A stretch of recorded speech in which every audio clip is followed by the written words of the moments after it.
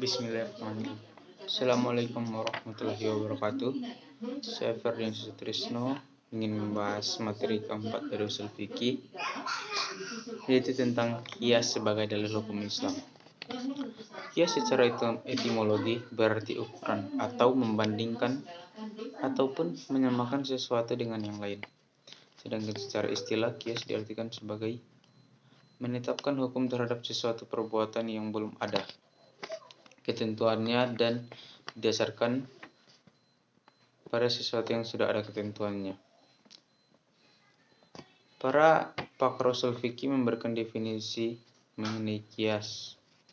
Yang pertama itu adalah Abdul Wahab Al-Khalaf, baru Muhammad Abdul Ghani Al-Bajani, lalu Syekh Muhammad Al-Qudarbi, dan yang terakhir ada Wanba Al-Zuhaili. Rukun kias. Kalangan usuliyun menetapkan bahwa rukun kias itu ada 4. Yang pertama, asal. Menurut para pakar usul fikih, merupakan objek yang telah ditetapkan hukumnya oleh ayat Al-Quran atau hadis Rasulullah SAW. Kedua ada far'u atau furu, adalah objek yang akan ditentukan hukumnya,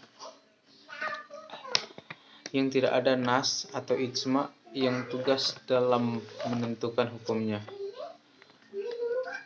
Yang ketiga ada ilat, adalah sifat yang menjadi motif dalam menentukan hukum. Dan yang terakhir ada adalah hukum syara yang ditentukan oleh nas atau ijma yang akan diberlakukan kepada far'u atau furu. Lalu kita masuk ke pembagian kias. Dilihat dari segi kekuatan ilat yang terdapat pada furu dibandingkan yang terdapat pada asal. Dari segi ini, kias diklasifikasikan dalam 3 bentuk, yaitu al-kias al-aula, yaitu kias yang hukumnya pada furu lebih kuat daripada hukum karena ilat yang terdapat pada furu lebih kuat dari yang ada pada asal atau ASHL. Kedua, al-qiyas al-musawi, yaitu hukum pada furu sama kualitasnya dengan yang ada pada asal, karena kualitas ilat pada keduanya juga sama. Ketiga, ada al-qiyas al-adna, yaitu ilat yang ada pada furu lebih lemah dan lebih rendah dibanding dengan ilat yang ada pada asal. Artinya ikatan ilat yang ada pada furu sangat lemah dibanding ikatan ilat yang ada pada asal karena keduanya mengandung ilat yang sama. Sedangkan dari segi kejelasan ilat yang terdapat pada hukum, kias diklasifikasikan dalam 2 macam, yaitu al-kias al-jali, yaitu kias yang ilatnya ditetapkan oleh nas bersamaan dengan hukum atau nas tidak menetapkan ilatnya, tetapi dipastikan bahwa tidak ada pengaruh perbedaan antara dengan furu. Yang kedua ada al-qiyas al-kafi, yaitu kias yang ilatnya tidak disebutkan dalam nas secara eksplisit.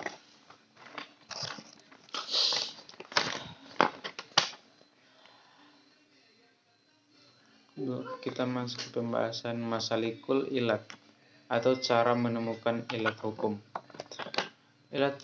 Masalikul ilat merupakan persoalan yang sangat argen untuk dibahas dalam kajian kias, karena hal tersebut merupakan cara dan aturan main yang digunakan oleh kalangan mujtahid untuk mengetahui ilat yang ada dalam objek yang ingin ditetapkan hukumnya. Yang pertama ada al-nas, adalah sejumlah dalil yang dijadikan sebagai pegangan untuk melakukan istinbat hukum, baik nas itu berupa ayat Al-Quran maupun sunnah dari Rasulullah SAW. Kedua, ijma. Untuk mengetahui ilat satu hukum dapat dilakukan dengan merujuk kepada ijma atau konsensus para ulama. Yang ketiga ada al-ijma wa al-tanbih, yaitu penyertaan sifat dengan hukum dan disebutkan dalam lafal. Yang keempat ada al-sibr wa al-taksim. Adalah penelitian dan pengujian yang dilakukan oleh mujtahid terhadap beberapa sifat yang terdapat dalam suatu hukum.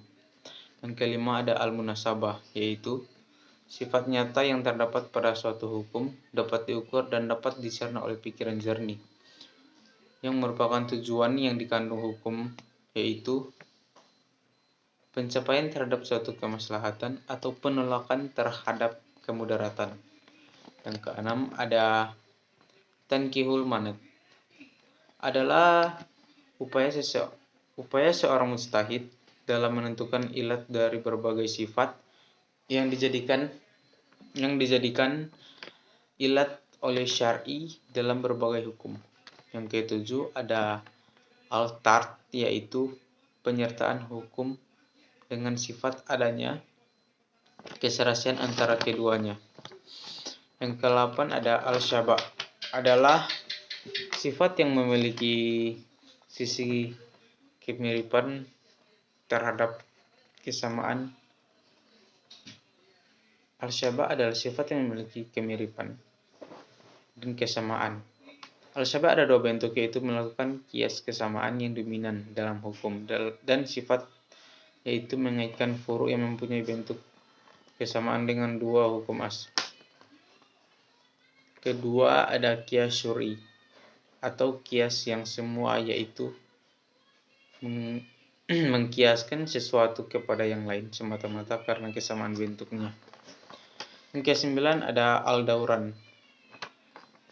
Al-dauran adalah suatu kondisi di mana ditemukan hukum jika bertemu sifat dan tidak terdapat hukum ketika sifat tersebut tidak ditemukan.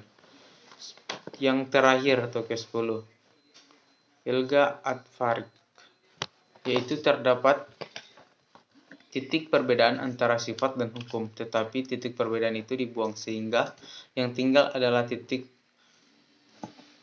persamaannya.